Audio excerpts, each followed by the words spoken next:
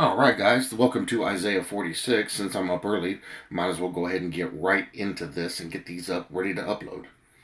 It's titled Dead Idols and the Living God, and it's going to be picking up right where chapter 45 left off. So let's get right into it and see what it has to say.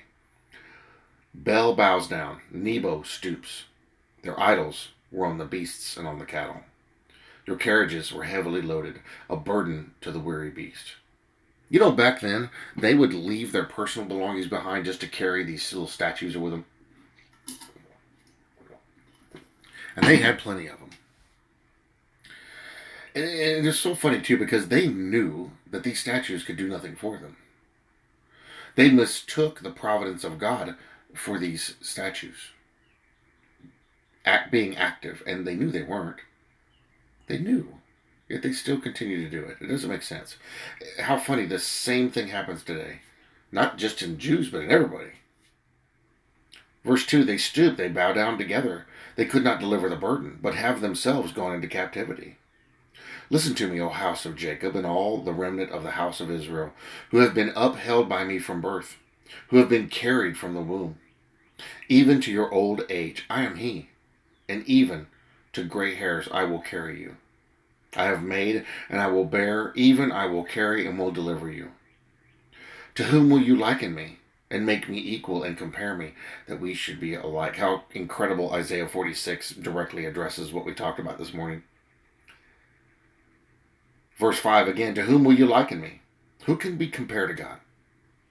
And make me equal and compare me, that we should be alike. They lavish gold out of the bag and weigh silver on the scales. They hire a goldsmith, and he makes it a god. They prostrate themselves. Yes, they worship. They bear it on the shoulder. They carry it and set it in its place, and it stands. From its place it shall not move. Though one cries out to it, yet it cannot answer, nor save him out of trouble. Interesting detail that whenever they would make those back then, it was usually made out of wood, usually quite a light wood, and then they would gild it or overlay it with gold or silver. So their God had a real pretty rich outside, but nothing on the inside. Our God is much different than that. Verse 8, remember this, and show yourselves men. Recall to mind, O you transgressors. He's like, remember this, stand up, be a man, and admit what you did. Recall to mind, remember. Verse 9, remember the former things of old, for I am God, and there is no other. I am God, and there is none like me. Declaring the end from the beginning, and from ancient times things that are not yet done, saying, my counsel shall stand, and I will do all my pleasure. That is a very important verse. Verse 10. In fact, we are going to highlight that. Declaring the end from the beginning. From the beginning, we had the prophecies that were coming. See, that's a clue. That's a little secret hidden message in there. I'm declaring the end from the beginning. We want to know the end of the book and what the end of the book says, we go to the beginning of the book. We want to know what the beginning of the book says, we go to the end of the book. And from ancient times, things that are not yet done. That's prophecy. Saying, my counsel shall stand, and I will do all my pleasure. My counsel shall stand. This word shall stand. What other counsel do we have of God? None. This is the only one. Calling a bird of prey from the east, the man who executes my counsel from a far country, indeed I have spoken it. I will also bring it to pass. I have purposed it. I will also do it. Listen to me, you stubborn-hearted, who are far from righteousness. So this is a message for every single person that exists. I bring my righteousness near. It shall not be far off. My salvation shall not linger.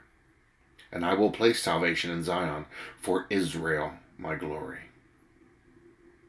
God is purposeful in everything he does. Everything that happens, whether it's to us or to others, has a purpose. It's leading somewhere. It's meant to achieve a desired result. God calculates every move he makes. At the very beginning, he was already planning everything out at the end.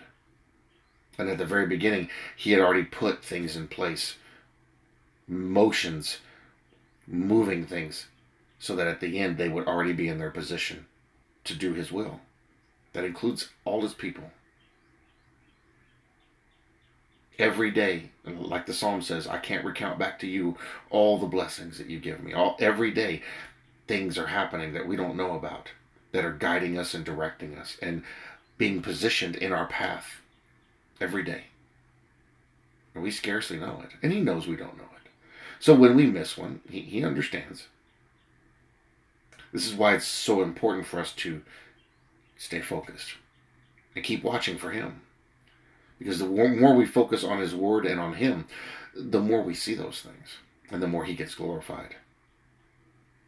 It's those types of good works that he has already put in our path and established for us that are going to manifest when we're focusing more on him. He never leaves his people. He never doesn't provide. He always provides. Just like we talked about this morning. Just like we've been talking about. The providence of God. It's amazing. Absolutely amazing. And he makes these promises and we can bank on these promises. We can believe and trust these promises. What else can you believe in and rely on? And I ask that as a rhetorical question, but honestly, ask yourself, what else can I know I can rely on? What else can I know is truth? And if the answer is anything other than God, that's a problem. Because I look back and I can't find anything else I can rely on.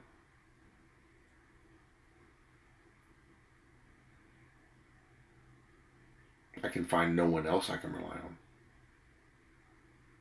Save him.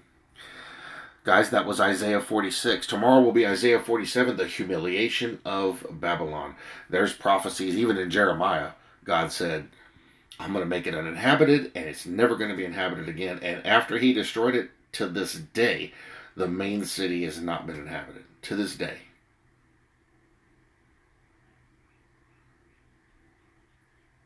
When God says something's going to happen, it's going to happen.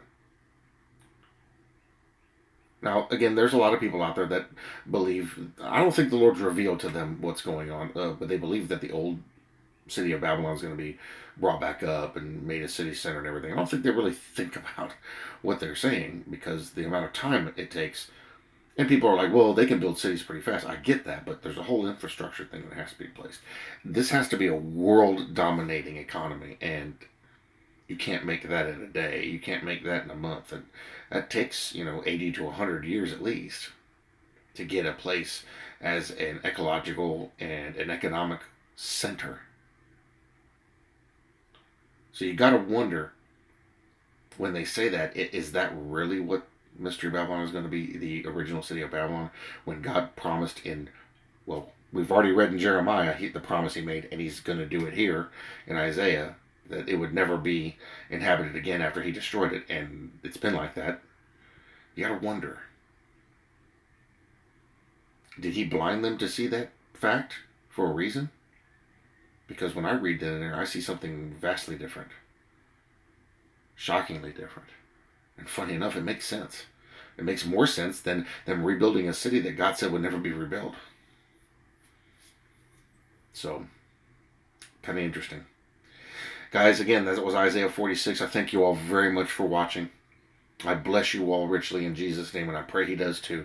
And I will see you guys in the next video.